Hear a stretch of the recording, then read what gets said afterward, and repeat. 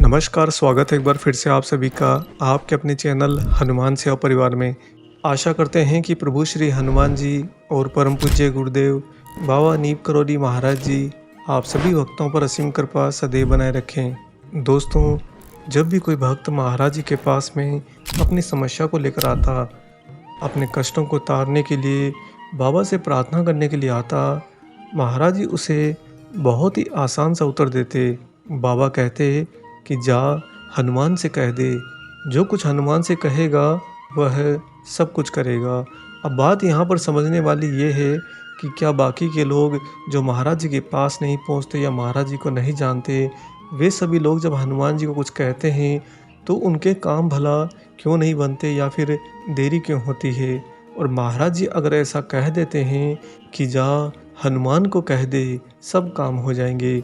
इसके बाद में जो ही वह भक्त हनुमान जी की प्रतिमूर्ति के समक्ष जाकर हनुमान जी से अपने मन की वह प्रार्थना कहता है, उसके त्वरित बाद में उसे समाधान जरूर मिल जाता है। आखिर ऐसा क्यों हो पाता है और महाराज जी बार बार क्यों कहते हैं कि जा हनुमान से कह दे। दोस्तों, कालांतर में जब जब धर्म कमज़ोर पड़ता है तब तब ईश्वर अपने अद्वैत स्वरूप में यहाँ पर साकार मानवीय रूप में प्रकट होते हैं, अवतरित होते हैं। माध्यम एवं प्रयोजन भिन्न भिन्न रखते हैं। जैसे कभी ईश्वर एकांतवासी संत के रूप में आते हैं तो कभी गृहस्थमय बाबा के रूप में आते हैं। कभी ईश्वर अपने अवतरित रूप में स्वतः ही प्रकट हो जाते हैं अपने भक्त की चेतना को उच्च स्तर तक ले जाने के लिए। तो वहीं पर कभी वह छोटी छोटी प्रेरणा स्रोतों के द्वारा अनेक भक्तों के जीवन पर प्रभाव छोड़ते हैं। हनुमान जी उनके लिए कहा जाता है कि वह बचपन से ही जितने ज़्यादा चंचल चपल थे उतने ही ज़्यादा बुद्धि और विवेकधारी थे। हनुमान जी परिस्थिति के हिसाब से अपना स्वरूप बदलने में और आगंतुक का भेद पाने में पूर्ण सक्षम रहे हैं। इसीलिए आज के इस कलयुग में एक भक्त जब हनुमान जी के समक्ष जाता है तो वह जो कुछ भी हनुमान जी से कहता है वही बात हनुमान जी के माध्यम से होती हुई हनुमान जी के ही अद्वैत स्वरूप बाबा नीम करोली तक पहुंच जाती है। महाराज जी उस कार्य को राम काज की तरह देखकर त्वरित पूरा करते हैं और पूरा करने में बाबा को कोई प्रयत्न करने की आवश्यकता नहीं, क्योंकि जो हनुमान के हृदय में है वही महाराज जी के हृदय में है। और इन दोनों के हृदय में जो एकाकार भाव होता है कृपा करने का, भक्त की समस्या का समाधान करने का, उस पर तुरंत ही ये प्रकृति प्रतिक्रिया देती है। इसी कारण प्रकृति भटके हुए रास्ते को भी तुरंत सही रास्ते में परिवर्तित कर देती है और भक्त तुरंत ही अपनी मुसीबतों से बाहर निकल जाता है। महाराज जी बार बार कहते कि जा हनुमान से कह दे। इस शब्द के पीछे बाबा का सबसे बड़ा गूढ़ प्रयास ये है कि भक्त उनके मानवीय स्वरूप के आसक्ति में ना आ जाएं।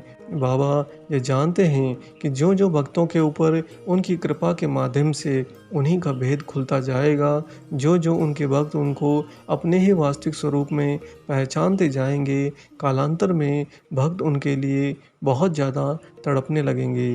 तब वह भक्त हो सकता है कि कुंठा से ग्रसित होकर बाबा के शरण को त्याग दें, या फिर धीरे धीरे कालांतर में ऐसा भी होता है कि जिस भी साधु संत के रूप में, जिस भी मानवीय स्वरूप में ईश्वर अवतरित होते हैं उसे वह स्वयं ही इस माया के चक्र में चलते हुए धूमिल कर देते हैं, भुला देते हैं। लेकिन शाश्वत रह जाता है ईश्वर का वास्तविक स्वरूप। यानी कि अगर कालांतर में मान लीजिए कि 500 साल, 1000 साल बाद में लोग महाराज जी को भूल जाएं और महाराज जी अपने दूसरे ही आयाम में प्रकट हो जाएं, उस समय फिर से भक्ति का प्रचार प्रसार कर रहे हों तो भी यथावत यहाँ पर हनुमान जी ही रहेंगे।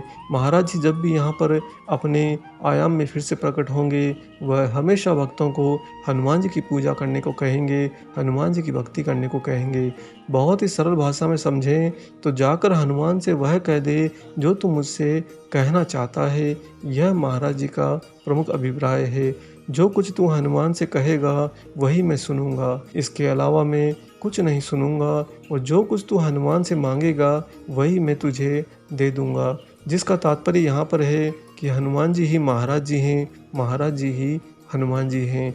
बाबा हमेशा किसी भी भक्त के कार्य को संपादित करते समय इस बात पर बहुत ही ज़्यादा जोर देते हैं कि यहाँ पर हनुमान को बिठाओ, हनुमान को यहीं पर बिठाओ, अर्थात हनुमान जी का स्थान यहाँ पर ऐसे धारण कराओ कि आने वाले युगों युगों में यह जगह हनुमानमय होकर रहे।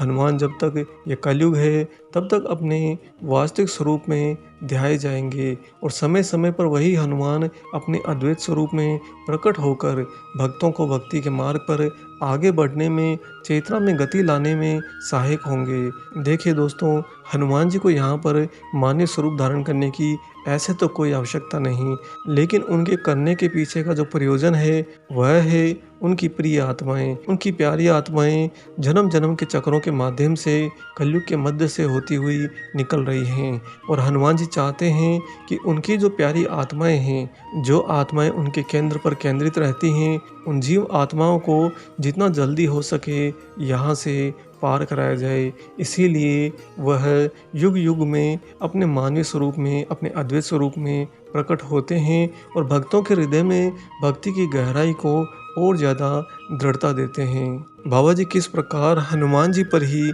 हमेशा जोर देते हैं और एक बहुत बड़ा काज भी हनुमान जी का नाम रखवाते ही पूरा कर देते हैं। इसे बहुत ही आसान तरीके से समझने के लिए आइए सुनाते हैं आपको बाबा की एक सत्य घटना। दोस्तों, ये घटना सन 1971 की है। उस समय हमारे देश में श्रीमती इंदिरा गांधी प्रधानमंत्री थी और एक प्रधानमंत्री होने के नाते, हमारे देश को आगे बढ़ाने के नाते श्रीमती इंदिरा गांधी के द्वारा अनेक योजनाओं का शिलान्यास किया गया। उन्हीं में से एक योजना थी एक पुल का निर्माण होकर उसका शिलान्यास होना।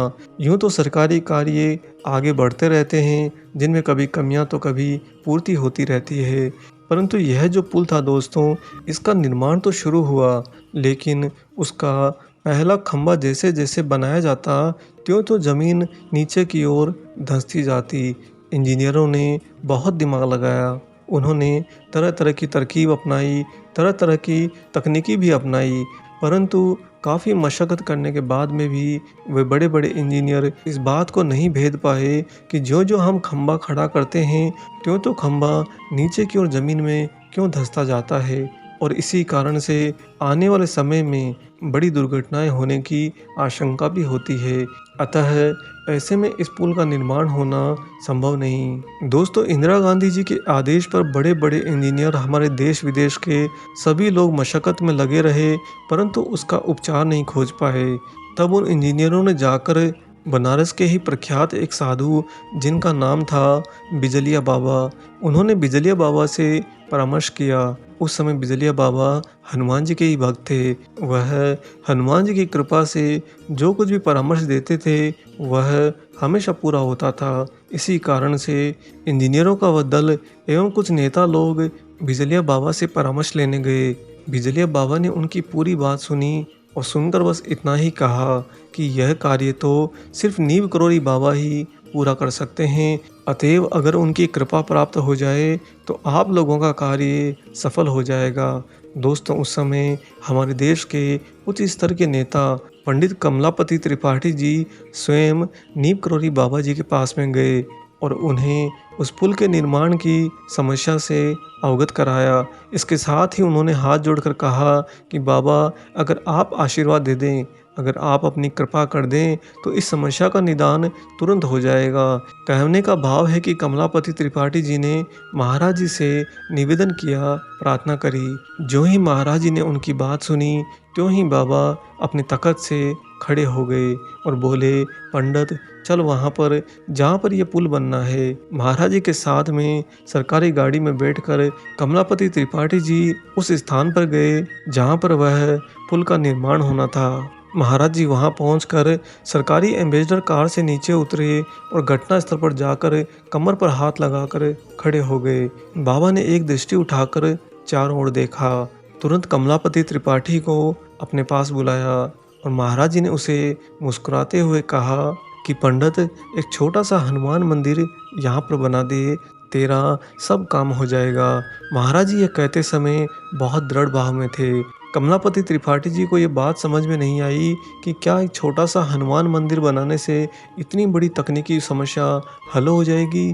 खैर बिजलिया बाबा ने ये बात बहुत ही स्पष्ट कही थी कि इस काम को सिर्फ नीब करोरी बाबा ही पूरा करा सकते हैं। अतः कमलापति त्रिपाठी जी ने महाराज जी की बात मान ली। उन्होंने तुरंत ही आदेश दिया और एक ही दिन में वहां पर छोटा हनुमान मंदिर बनकर तैयार हो गया। और महाराज जी चूंकि वहीं पर ठहरे हुए थे, अतः बाबा के ही कर कमलों के द्वारा उस छोटे हनुमान मंदिर में हनुमान जी की प्राण प्रतिष्ठा करी गई।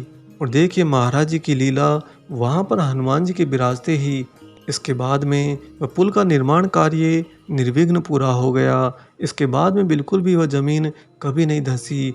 और दोस्तों, यह हनुमान मंदिर आज भी उस पुल के समीप में स्थित है और महाराज जी के उस अलौकिक प्रताप की गवाही दे रहा है। अब आप समझे कि बाबा क्यों कहते हैं कि जा हनुमान से कह दे सब काम हो जाएगा। क्योंकि हनुमान जी अपने ही अद्वैत स्वरूप से अपने ही अस्तित्व को स्थापित करते हैं कि इस कलयुग में कालांतर में हनुमान जी यहाँ पर भक्तों का उद्धार करने के लिए सदैव रहेंगे। समय बदलेगा, सभ्यता बदलेगी, हो सकता है मनुष्य की स्मृति भी बदल जाए, लोग पुरानी बातों को भुला दें, परंतु कालांतर में जब तक कलयुग का अंत नहीं होता तब तक यहाँ पर हनुमान जी सदैव भक्तों को तारने के लिए, राम काज को पूरा करने के लिए तत्पर रहेंगे। इसीलिए महाराज जी का ये आदेश सर्वोपरि सिरोधारी रखिए कि जब भी कोई समस्या होती है तुरंत जाकर हनुमान जी से कह दीजिए। हनुमान जी से कहते समय इस बात का पूरा ध्यान रखिए दोस्तों कि आप वही बात महाराज जी से कह रहे हैं। बाबा और हनुमान जी को अलग अलग कभी मत करिएगा। अलग अलग करना निरी मूर्खता है और ऐसा करने पर एक अच्छा खासा भक्त भी भ्रम में फंस सकता है। आप सभी लोग जो भी बात मन में होती है, जो भी समस्या होती है, तुरंत हनुमान जी से कुछ इस प्रकार कहिए कि वही सामने महाराज जी बैठे हैं। जब यह भाव आपका एक ही केंद्र पर केंद्रित हो जाएगा तब आप पाएंगे कि त्वरित त्वरित अर्थात जो आपके सामर्थ्य में ना हो और जो आपकी कल्पना में भी ना हो, इतने कम अंतराल में आपकी उस समस्या का समाधान हनुमान जी की उस ऊर्जा के द्वारा 100% पूरा कर दिया जाएगा। आशा करते हैं कि बाबा का ये प्रेरणादायक प्रसंग भरा विशेषांक आप लोगों को ज़रूर पसंद आया हो। वीडियो अगर अच्छा लगा है तो जाते जाते इसे लाइक करना और अन्य सभी राम भक्तों, हनुमान भक्तों से इसे साझा करना, शेयर करना ना भूलिएगा। अगर चैनल पर आप नए हैं तो आपका स्वागत है, चैनल को ज़रूर सब्सक्राइब करिए। मिलेंगे बहुत जल्दी ही एक और ऐसे ही अलौकिक वीडियो के साथ में। तब तक अपना और अपने माता पिता का संपूर्ण ख्याल रखिए और परम प्रभु श्री राम जी का निरंतर गुणगान करते हुए बाबा हनुमान एवं बाबा नीम करोली महाराज जी की निस्वार्थ होकर सेवा करते रहिए। जय सिया राम।